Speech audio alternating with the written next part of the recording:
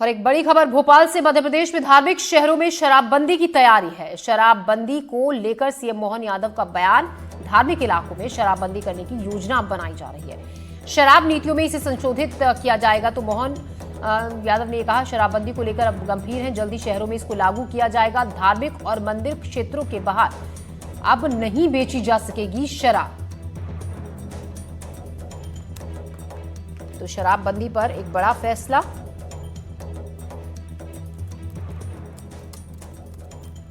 धार्मिक स्थलों पर शराबबंदी को पूरी तरीके से मनाही करने की प्लानिंग की जा रही है। शराब नीति पर को लेकर उसमें कुछ बदलाव किया जाएगा। शराबबंदी को लेकर गंभीर है, जल्दी इसको लागू किया जाएगा। शहर के सभी हिस्सों में धार्मिक और मंदिर क्षेत्रों के आसपास शराब की बिक्री पर पूरी तरह से पाबंदी लगेगी।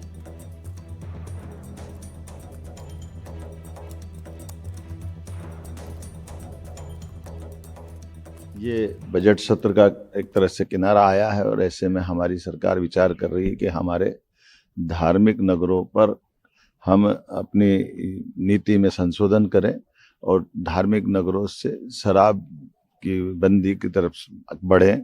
कई साधु संतों ने, कई लोगों ने सुझाव दिए। हमारी सरकार गंभीरता से विचार कर रही है कि हम हर हालत में अपने धार्मिक नगरों पर उनकी सीमा के बाहर ये आबकारी दुकानें चालू करें, बंद करवाएं, ताकि धार्मिक वातावरण को लेकर के जो सब लोगों की शिकायत आती है उस दिशा में हम ठोस कदम कर पाए।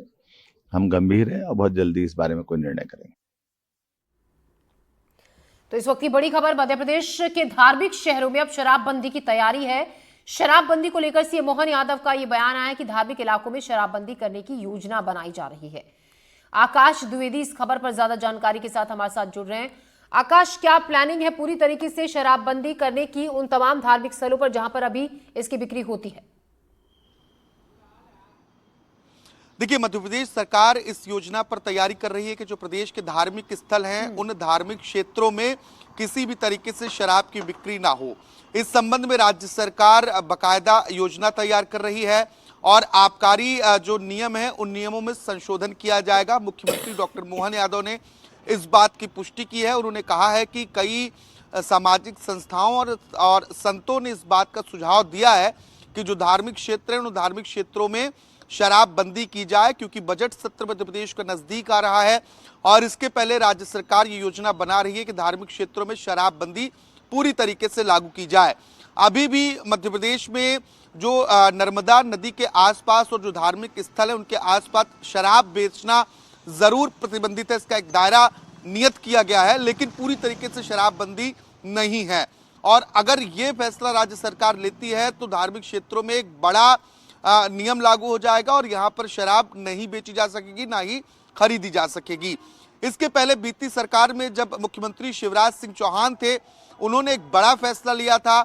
उस वक्त मध्य प्रदेश में जो अहाता है, यानी कि जहां शराब दुकानों के आसपास बैठकर शराब पीने की व्यवस्था होती थी, उसे बंद करने का निर्णय लिया गया और अब मध्य प्रदेश में कहीं भी अहाता नहीं है।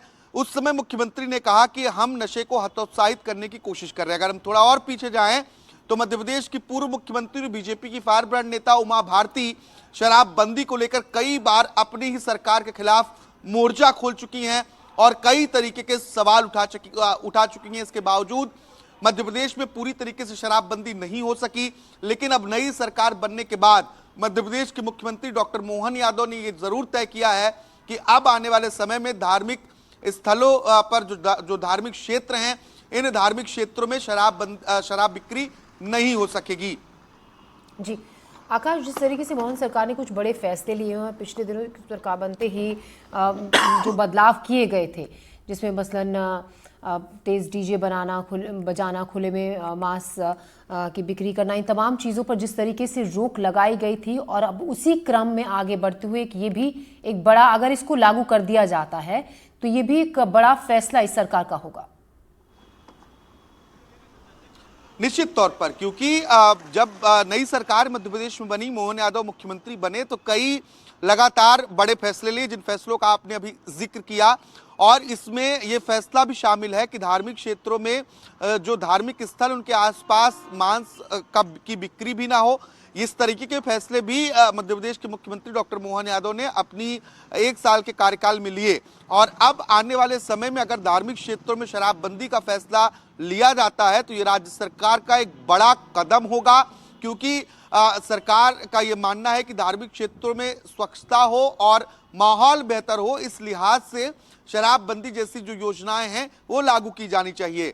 2028 में मध्य प्रदेश में सिंहस्थ महाकुंभ आयोजित किया जाना है जो उज्जैन में होगा, और इसके पहले भी राज्य सरकार व्यापक स्तर पर जो धर्म स्थल है, धार्मिक स्थान है, खासतौर पर उज्जैन को विकसित करने की भी कोशिश कर रही है। तो उसको जोड़कर अगर सिंहस्थ के लिहाज से भी देखा जाए तो उस लिहाज से भी सरकार ये तैयारी कर रही है कि धार्मिक क्षेत्रों में शराबबंदी हो, और ये एक बड़े फैसले के तौर पर देखा जाएगा।